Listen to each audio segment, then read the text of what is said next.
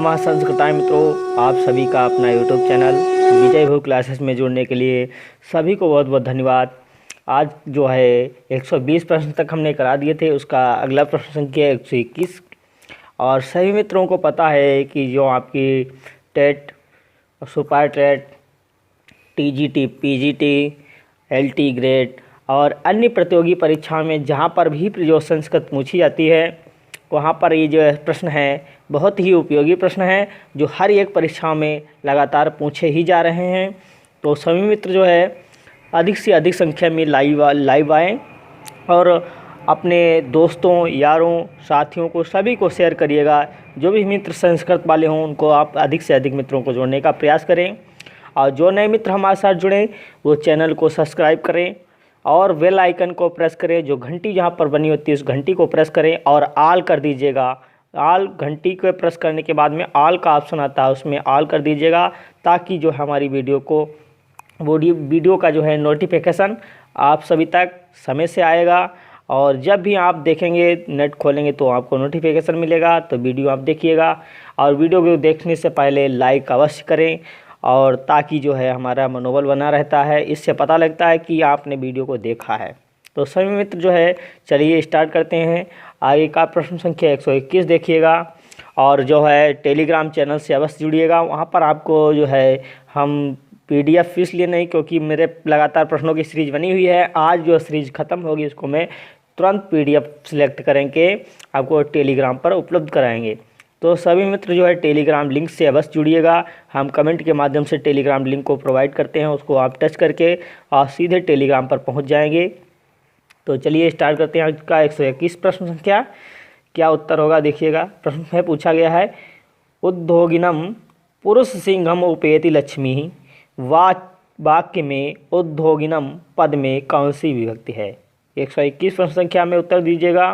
लिखा है उद्योगिनम पुरुष सिंहम उपेति लक्ष्मी, वाक्य में उद्योगिनम पद में कौन सी विभक्ति है। तो उत्तर देना है ए ऑप्शन तृतीया, बी ऑप्शन में द्वितीया, सी ऑप्शन चतुर्थी, डी ऑप्शन षष्ठी। तो 121 का उत्तर देना है सभी मित्रों को। तो इसमें जो है उद्योगिनम पुरुष सिंहम उपेति लक्ष्मी, वाक्य में जो उद्योगिना पद है इसमें विभक्ति बताना है। तो 121 का बी ऑप्शन सही होगा। इसमें हमारी कौन सी विभक्ति होती है, द्वितीया विभक्ति होती है। तो बी ऑप्शन हमारा सही हो गया है, बी ऑप्शन सही है। अगला प्रश्न संख्या 122 देखिएगा क्या दिया है। कृष्ण के दोनों ओर ग्वाले हैं की संस्कृत बनाना है। किसकी? कृष्ण के दोनों ओर क्या हैं? ग्वाले हैं, मतलब उनके साथी हैं। तो इसका संस्कृत अनुवाद करना है, बनाइएगा।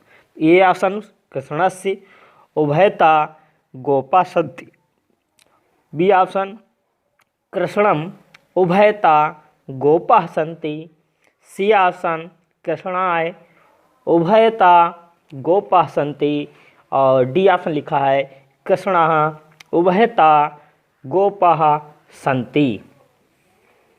तो कृष्ण के दोनों ओर ग्वाल हैं, तो इसका उत्तर दीजिएगा। सभी मित्र उत्तर दीजिएगा, इसका क्या होगा। तो एक सूत्र जो होता है उसमें बताया गया है, उभय सर्वतसो कार्यधिगुपर्यादिषु त्रिषु द्वितीया अम्रेडिता अंतेषु ततो अन्य अत्रापि दृश्यते। इसमें उभयता, सर्वता, धिक, ऊपरी ऊपरी, अध्य अधि, अधो अधा पद के योग होने पर द्वितीया विभक्ति होती है। तो द्वितीया विभक्ति होगी, तो द्वितीया विभक्ति किस शब्द में है? कृष्णस्य, ये आपका जो है षष्ठी का होगा। और जो कृष्णम है ये द्वितीया का होगा। और जो प्रथमा है कृष्णा बनता है। और कृष्णा है आपका ये जो है रामा रामम रामाय, ठीक है, ये चतुर्थी का बनता है। तो ऑप्शन हमारा कौन सा होगा जिसमें द्वितीया विभक्ति लगी होगी? तो ऑप्शन बी ऑप्शन सही होगा। 122 का हमारा कौन सा ऑप्शन सही होगा? बी ऑप्शन सही होगा, कृष्णम उभयता गोपा सन्ति। तो बी ऑप्शन सही होगा, कृष्णम उभयता गोपा सन्ति। बी ऑप्शन 122 का सही हो गया। अगला है प्रश्न संख्या 123। आधि सिंह स्थास्याम कर्म सूत्र संबंधित है। क्या है सूत्र? अधिसिंग स्थास्याम कर्म सूत्र संबंधित है। प्रथमा विभक्ति से या द्वितीया से या तृतीया से या चतुर्थी से। तो अधिसिंग स्थास्याम कर्म, इसमें सूत्र में बताया गया है कि सूत्र में क्या बताया है कि जो सी है और स्था है और आस धातु है, इन तीन धातुओं से पहले यदि अधि उपसर्ग जुड़ा हो तो उनके आधार की कर्म संज्ञा होगी और कर्म में द्वितीया विभक्ति होगी।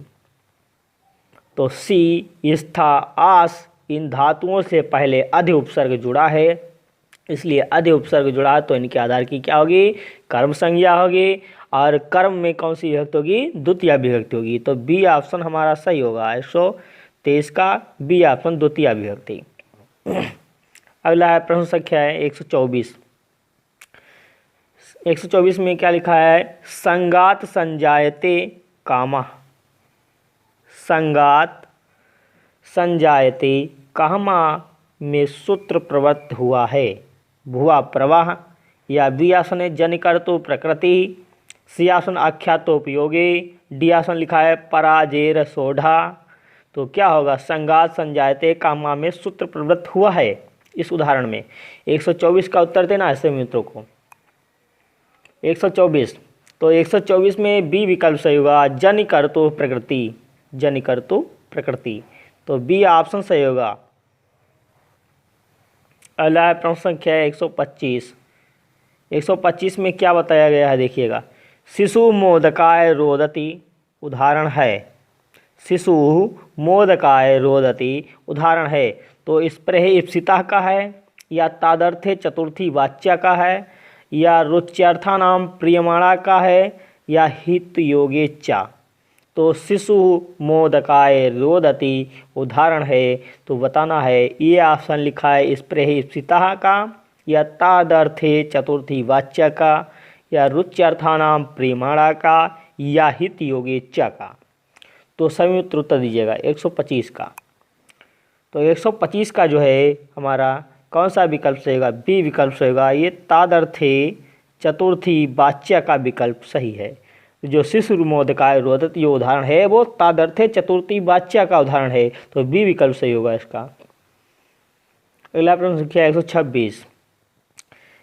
सर्वस्मिन आत्मा अस्ति, सभी में आत्मा है। इस वाक्य में सर्वस्मिन कौन सा कारक है? अधिकरण कारक या करण कारक या कर्म कारक या अपादान कारक। तो क्या होगा? सर्वस्मिन आत्मा अस्ति, इस वाक्य में सर्वस्मिन कौन सा कारक है? 126 का उत्तर दीजिएगा सभी मित्र। और वीडियो अच्छा लगे तो लाइक अवश्य करें और जो मित्र हमारे साथ जुड़ रहे हैं वो वीडियो को लाइक, शेयर और चैनल को सब्सक्राइब करें। तो बताइएगा ये प्रश्न कैसे लग रहे हैं, ये भी कमेंट के माध्यम से ज़रूर बताइएगा। तो 126 का उत्तर देना है सर्वस्मिन आत्मा अस्ति, इस वाक्य में सर्वस्मिन कौन सा कारक है? तो 126 का जो है ये विकल्प सही होगा। ये हमारा अधिकरण कारक का है उदाहरण, अधिकरण कारक। अगला प्रश्न क्या 127। क्रिया से सीधा संबंध रखने वाले को क्या कहते हैं? संधि कहते हैं या अव्यय कहते हैं या कारक कहते हैं या प्रत्यय कहते हैं, क्या होगा? तो क्रिया से सीधा संबंध रखने वाले को क्या कहते हैं? तो क्रिया से सीधा संबंध रखने वाले को क्या कहा जाता है? उत्तर दीजिएगा सभी मित्र। इसका 127 का उत्तर देना है। तो क्रिया से जो सीधा संबंध रखता है उसको क्या कहते हैं? तो क्रियान्वयत्वम कारकत्वम। क्रियान्वयत्वम कारकत्वम, क्रिया से सीधा संबंध रखने वाले को क्या कहते हैं?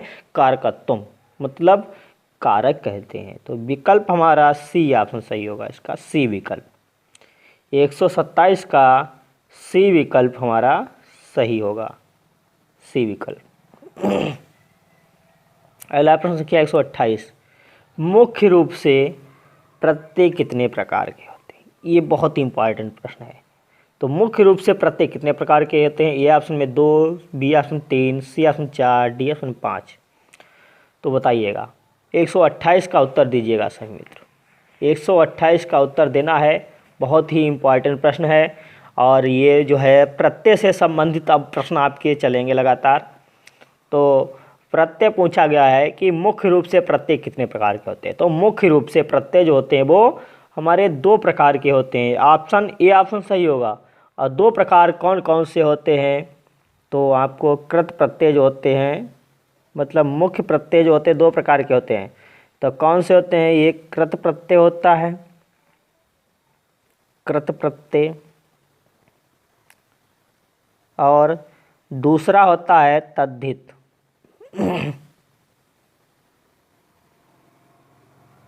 दूसरा होता है तद्धित प्रत्यय।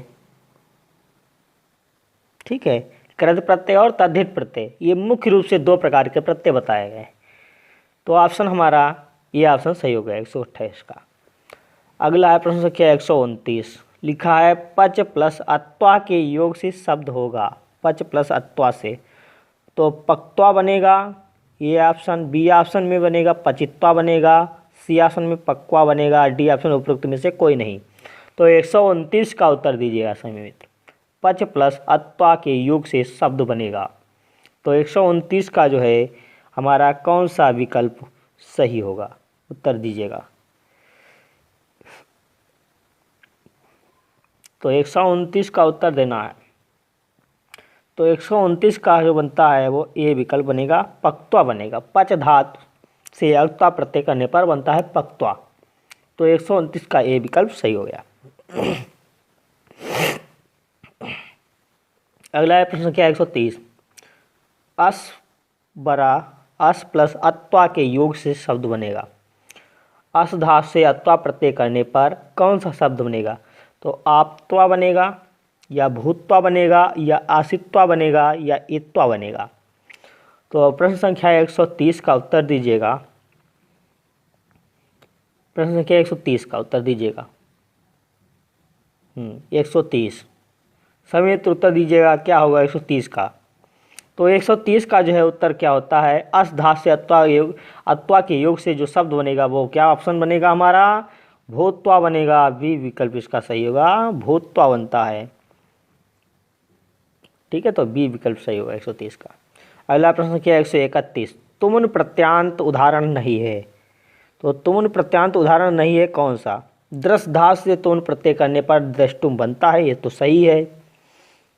और प्रच्छ धातु से तुमुन प्रत्यय करने पर प्रष्टुम, ये भी बनता है। और लब धातु से तुमुन प्रत्यय करने पर क्या बनेगा? लब्धुम बनता है। और जो तज धातु से तुमुन प्रत्यय करने पर त्यजतुम नहीं बनता है। इसमें डी ऑप्शन सही है, जो तुमुन प्रत्यांत का उदाहरण नहीं है। तो इसमें क्या बनता है? वो तज धातु से तुमुन प्रत्यय करने पर वो ऑप्शन हमारा क्या बनेगा? तो तुमुन प्रत्यय जो है करने पर क्या बनता है उदाहरण इसका?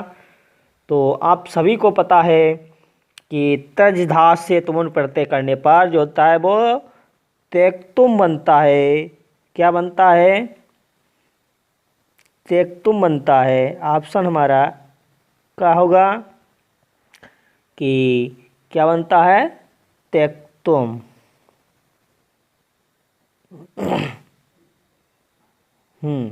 त्यक्तुम ये बनेगा, त्यक्तुम बनता है। तज धातु से तुमुन प्रत्यय लगाने पर त्यक्तुम बनता है। तो ऑप्शन हमारा जो है डी ऑप्शन जो है वो तुमुन प्रत्यांत का उदाहरण नहीं है। अगला प्रश्न संख्या 132। यत प्रत्यांत उदाहरण। तो श्रु धातु से यत प्रत्यय करने पर श्रव्यम बनता है। ठीक है, तो ऑप्शन हमारा कौन सा सही होगा? 132 का उत्तर दीजिएगा। और भू से यत प्रत्यय लगाने पर भव्यम, ये भी बनता है। लब धातु से यत प्रत्यय लगाने पर लभ्यम, ये भी बनता है। नी धातु से यत प्रत्यय लगाने पर जो नव्यम है ये हमारा नहीं बनता है। तो 132 का डी विकल्प सही होगा। ठीक है, नी धातु से यत प्रत्यय लगाने पर जो शब्द बनता है वो हमारा नेयम बनता है। कौन सा शब्द बनेगा? नव्यम नहीं बनता है, बल्कि हमारा जो है कौन सा शब्द बनता है? तो सभी को पता है क्या बनेगा? नेयम बनता है। ठीक है, नी धातु से यत प्रत्यय लगाने पर नेयम बनता है।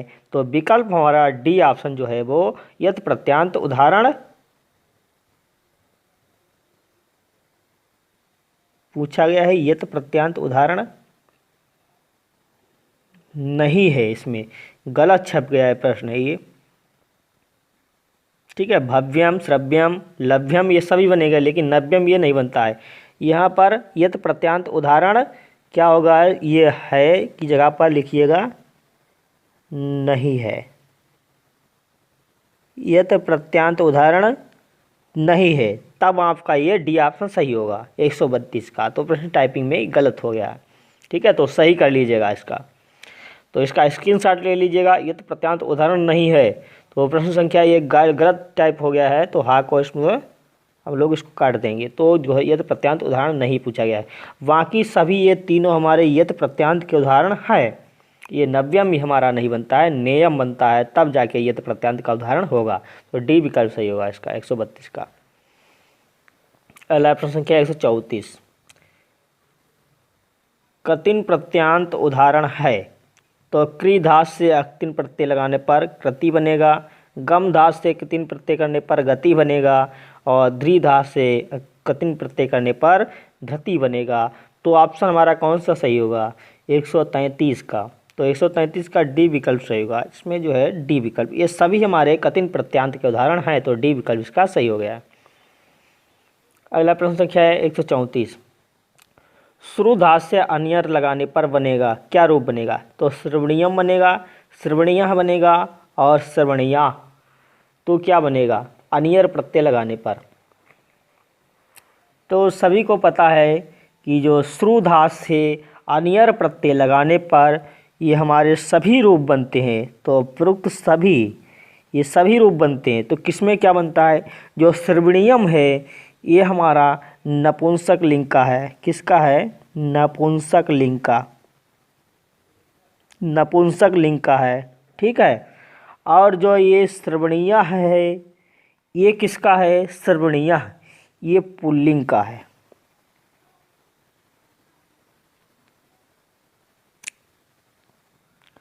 ठीक है, ये पुल्लिंग का है।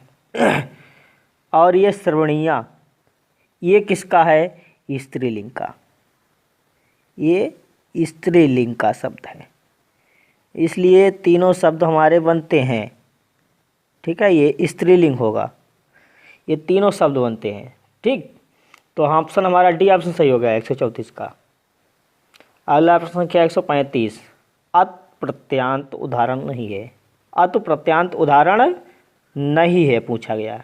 तो धा धास से अत प्रत्यय करने पर बनेगा हिता, हिता बनता है, और नस धास से अत प्रत्यय करने पर नष्टा बनता है, वृधास से अत प्रत्यय करने पर वाचा बनता है, और प्रीधास से अत प्रत्यय करने पर पूर्णा बनेगा। तो 135 का उत्तर दीजिएगा। तो 135 का जो है सी विकल्प सही होगा। वृधास से अत प्रत्यय करने पर वाचा नहीं बनता है, तो डी विकल्प हमारा सी विकल्प 135 का सही हो गया। अगला प्रश्न संख्या 136, जीर्ण पद बनता है जी धास से अत प्रत्यय करने पर, या जीर्ण धास से अत प्रत्यय करने पर, या ज्री से अत प्रत्यय करने पर, या जी से अत करने पर। उत्तर दीजिए, 136 का उत्तर दीजिएगा। जीर्ण पद बनता है तो कौन सा विकल्प सही होगा। तो 136 का जो है ज्री धात करने पर अत प्रत्यय बनता है, अत प्रत्यय ज्री धात से अत प्रत्यय करने पर हमारा बनेगा क्या होगा, ज्री धात से अत प्रत्यय करने पर जीर्णा बनता है। क्या बनेगा, जीर्ण शब्द बनता है। तो हमारा ऑप्शन सी विकल्प सही हो गया। अगला प्रश्न संख्या 137, 137 में क्या दिया है देखिएगा कि सत्री प्रत्यांत पुल्लिंग पद अशुद्ध है। सत्री प्रत्यांत पुल्लिंग शब्द पुल्लिंग पद अशुद्ध है। तो दृश्य से सत्री प्रत्यय करने पर पश्यन बनता है, ज्ञाधा से सत्री करने पर जानन बनता है, गैधा से सत्री करने पर गायन बनता है, असधा से सत्री करने पर असन बनता है। तो 137 का उत्तर दीजिएगा। तो 137 का जो है असधा से सत्री प्रत्यय करने पर जो है डी विकल्प हमारा सही होगा। ये जो है ऑप्शन हमारा डी विकल्प सही होगा। ये सत्री करने पर जो हमारा ये बनता है कि अस धातु से सत्री करने पर जो ऑप्शन हमारा बनेगा वो हमारा इसमें जो है बनता है सन बनता है। ठीक है, अस धातु से जो पुल्लिंग शब्द बनता है वो सन बनता है सत्री करने पर। अस धातु में सन मतलब अस धातु में जो है सत्री प्रत्यय करने पर सन बनता है, असन नहीं बनेगा। तो विकल्प डी ऑप्शन जो है अशुद्ध पद है। अगला है प्रश्न संख्या 138। टाप प्रत्यांत उदाहरण नहीं है। पूछा गया है टाप प्रत्यांत उदाहरण नहीं है। तो अज में टाप प्रत्यय लगाने पर अजा बनता है। चटका में, ठीक है, क्या दिया है कि चटक प्लस टाप बराबर चटका, ये बनेगा। और जो है आपका अगला उदाहरण क्या दिया है, जो गौर प्लस टाप बराबर गौरा, ये जो है ये नहीं बनता है। और जो है लिखा है बाल प्लस टाप बराबर वाला बनता है। तो विकल्प हमारा जो टाप प्रत्यांत उदाहरण नहीं है, तो सी विकल्प जो है ये हमारा नहीं है। गौर प्लस टाप बराबर गौरा, ये टाप प्रत्यांत उदाहरण नहीं है। ठीक है, तो विकल्प हमारा कौन सा सही होगा, ये जो है सी विकल्प हमारा टाप प्रत्यांत उदाहरण नहीं है। गौर शब्द में घीस प्रत्यय करने पर कौन सा बनता है, गौर धातु में घीस प्रत्यय करने पर, ठीक है, तब बनता है हमारा गौरी शब्द बनता है। तब क्या बनेगा, गौरी शब्द बनता है। ठीक है, गौर प्लस घीस प्रत्यय बराबर गौरी, तब शब्द बनता है, इसलिए ये शुद्ध पद है। तो विकल्प हमारा कौन सा ऑप्शन सही हो गया, 138 का जो है सी विकल्प गलत हो गया। अगला है प्रश्न संख्या 139। दा धातु से अत्वा प्रत्यय का योग करने पर बनता है दात्वा बनेगा या दैत्वा बनेगा या दत्वा बनेगा या दायित्वा बनेगा। तो दा धातु से अत्वा प्रत्यय का योग करने पर जो शब्द बनता है वो क्या ऑप्शन सही होगा, तो उत्तर दीजिएगा 139 का उत्तर दीजिएगा। तो 139 का सी विकल्प जो है हमारा सही होगा, दत्वा बनता है, तो सी विकल्प सही होगा 139 का। अगला है प्रश्न संख्या 140। द्रस धातु से सत्री प्रत्यय करके निष्पन्न होगा क्या शब्द, दृश्यन या पश्यन या दर्शनम या दृष्टि। तो उत्तर दीजिएगा, 140 का उत्तर देना है सभी मित्रों को। तो 140 द्रस धातु से सत्री प्रत्यय करने पर जो शब्द बनेगा वो पश्यन शब्द बनता है, बी विकल्प हमारा सही होगा 140 का। अगला है प्रश्न संख्या 141। दत्ता में कौन सा प्रत्यय लगा है, अत प्रत्यय होगा या तो आएगा या अनियर होगा या यत प्रत्यय होगा। तो ऑप्शन दीजिएगा, उत्तर दीजिएगा क्या होगा। तो 141 का उत्तर देना, दत्ता में कौन सा प्रत्यय है। तो दत्ता में कौन सा प्रत्यय है जो है, ऑप्शन हमारा ए विकल्प से होगा, अत्वा प्रत्यय लगा, अत प्रत्यय लगा है, अत्वा नहीं अत प्रत्यय। तो 141 का ए विकल्प से होगा, दत्ता में जो कौन सा प्रत्यय है तो अत प्रत्यय है। तो ऑप्शन ए ऑप्शन सही हो गया 141 का। अगला प्रश्न क्या 142। विहाय पद में उपसर्ग और प्रकृति प्रत्यय बताना है। कौन से, विहाय पद में उपसर्ग और प्रत्यय दोनों बताना है। तो बी उपसर्ग पूर्वक हा धातु से सत्री करने पर विहाय पद बनता है, गलत, ये सत्री प्रत्यांत है उदाहरण। ठीक है, तो ये नहीं होगा। अगर आप बी ऑप्शन लिखा है, बी प्लस हा धातु से लप करने पर क्या ऑप्शन बनेगा, विहाय बनेगा। ठीक है, यत्वा ये भी गलत है और अक्तिन प्रत्यय ये भी गलत है। ऑप्शन हमारा बचा बी ऑप्शन। तो बी उपसर्ग पूर्वक हा धातु से लप प्रत्यय करने पर जो विहाय शब्द बनता है वो ऑप्शन हमारा बी ऑप्शन सही हो गया। 142 का बी ऑप्शन सही है। अगला प्रश्न संख्या 143। राम शब्द का षष्ठी बहुवचन रूप क्या होगा, रामस्य होगा या रामा नाम होगा या रामाणाम होगा या रामयो होगा। तो रामस्य ये षष्ठी एक वचन है, षष्ठी एक वचन का है। और ये रामा नाम ये तो कोई शब्द बनता ही नहीं है, रामा नाम बनता है। ये हमारा जो है 143 का जो है क्या बनेगा, ये षष्ठी क्या होता है, षष्ठी बहुवचन का है। ठीक है, षष्ठी बहुवचन का है। ठीक है, तो षष्ठी बहुवचन में आएगा, मतलब हो गया षष्ठी बहुवचन। ठीक है, षष्ठी बहुवचन का होगा, यही पूछा गया, षष्ठी बहुवचन, षष्ठी बहुवचन का। तो ये रामाणाम, यही शब्द हमारा बनेगा रामाणाम। और ये जो रामयो है ये हमारा किस शब्द का है, षष्ठी और सप्तमी द्विवचन का है, षष्ठी सप्तमी द्विवचन का है। और ये षष्ठी बहुवचन का है, तो यहाँ पर 3 लिख देंगे ऊपर। ठीक है, तो ऑप्शन हमारा सी विकल्प सही होगा 143 का। अगला प्रश्न संख्या 144, हरे रूप बनता है पंचमी एक वचन, षष्ठी बहुवचन, मतलब षष्ठी एक वचन या सप्तमी एक वचन, उपरोक्त ए और बी दोनों। तो हरे रूप जो बनता है वो ऑप्शन क्या सही होगा, तो 144 का उत्तर देना है। तो 144 का जो है हमारा डी विकल्प सही होगा, उपरोक्त ए प्लस बी दोनों।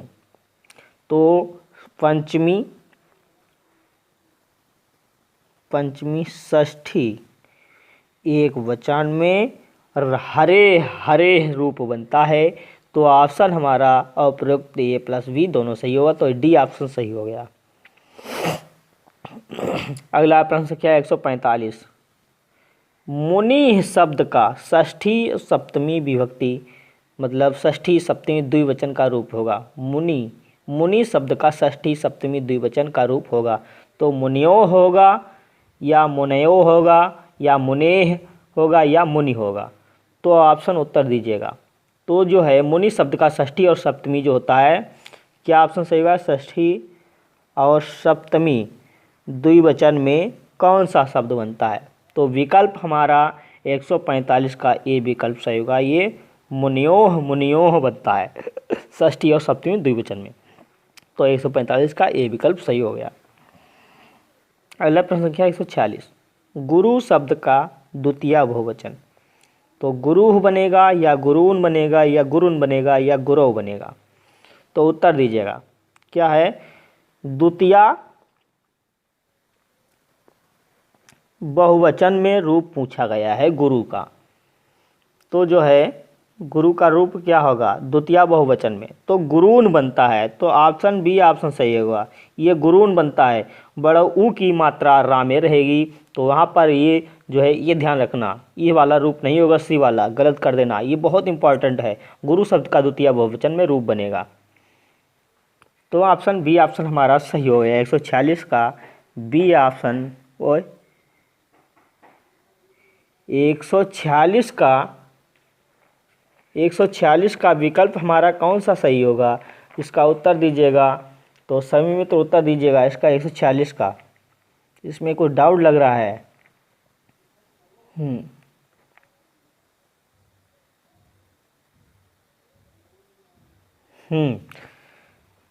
146 का जो है पूछा गया है द्वितीय बहुवचन,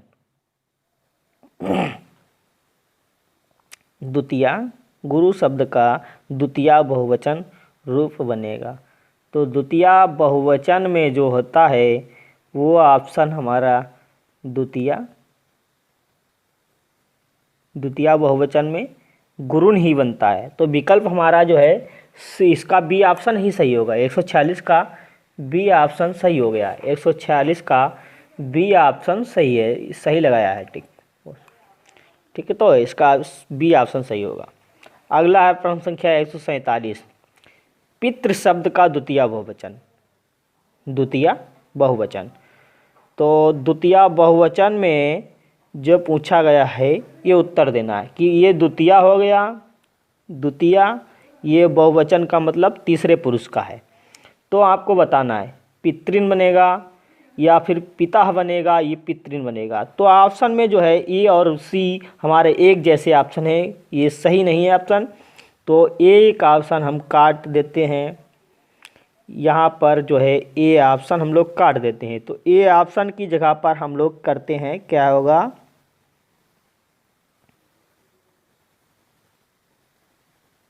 पितृन, ये शब्द करते हैं और यही हमारा रूप सही है। पितृन बनता है, पितरन नहीं बनता है, पितृन बनता है। इसमें डबल री की मात्रा, मतलब दीर्घ री की मात्रा लगती है। तो ऑप्शन हमारा यही सही होगा जो हमने लिखा है, पितृन बनता है।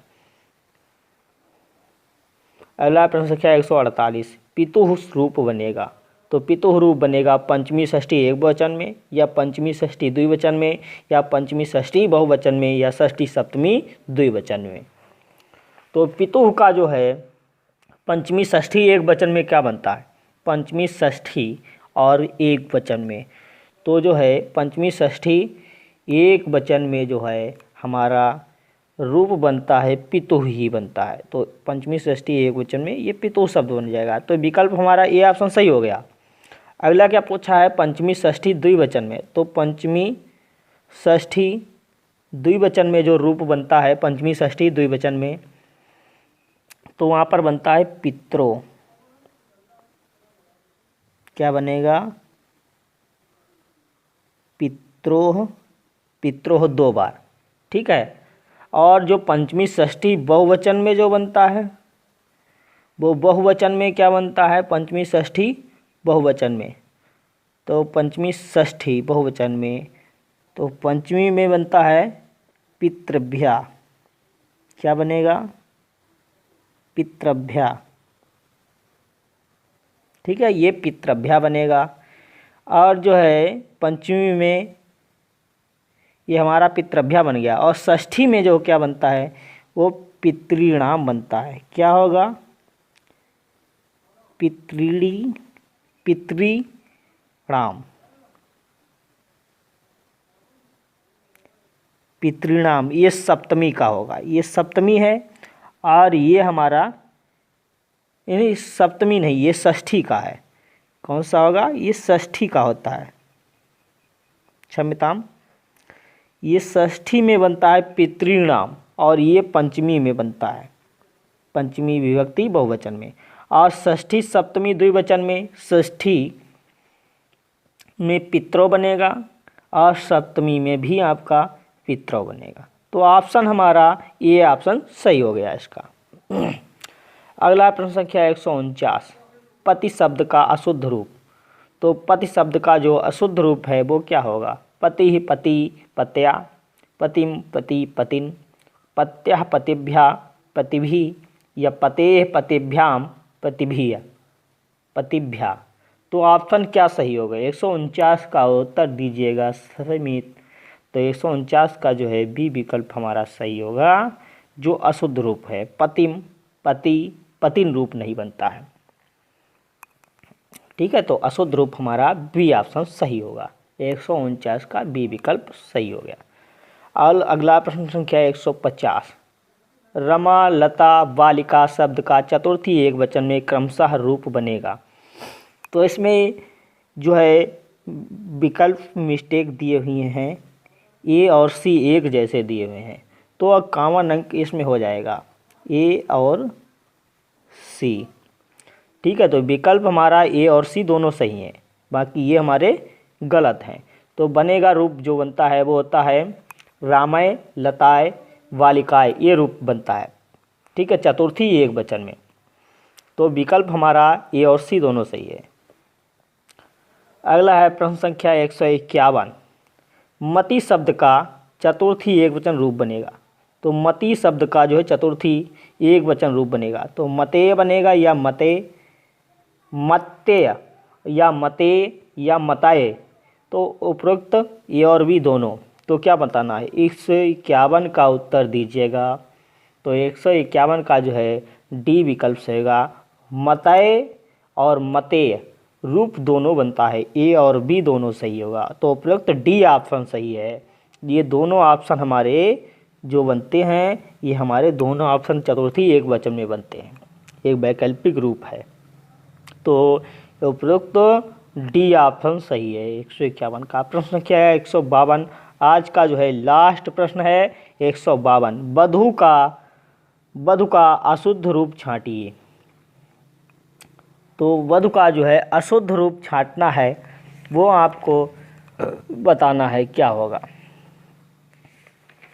ठीक है, तो वधु का जो है अशुद्ध रूप बताना है।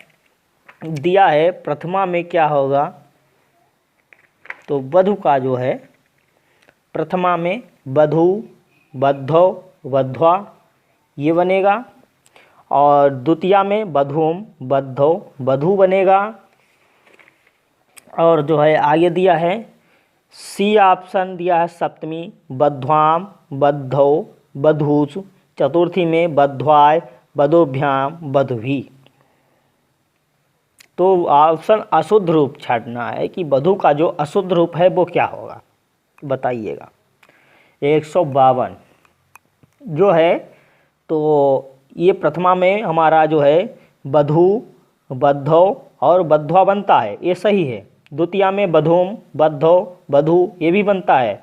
और सप्तमी में वध्वाम, वद्धौ, वधूस ये रूप बनता है। लेकिन चतुर्थी में ये वध्वाम, वधोभ्याम, वधुभी ये रूप नहीं बनता है। तो हमारा जो अशुद्ध रूप है वो डी ऑप्शन सही है।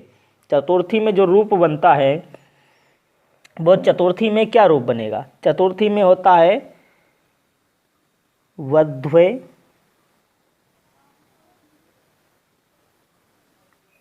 ठीक है। चतुर्थी एक वचन में बनता है, एक वचन में, चतुर्थी एक वचन में वध्वे बनता है। और चतुर्थी द्विवचन में, चतुर्थी द्विवचन में, चतुर्थी द्विवचन में वधोभ्याम बनता है, ये तो सही है। ठीक है। और ये वधवी ये हमारा चतुर्थी बहुवचन में वधवी ये भी बनता है।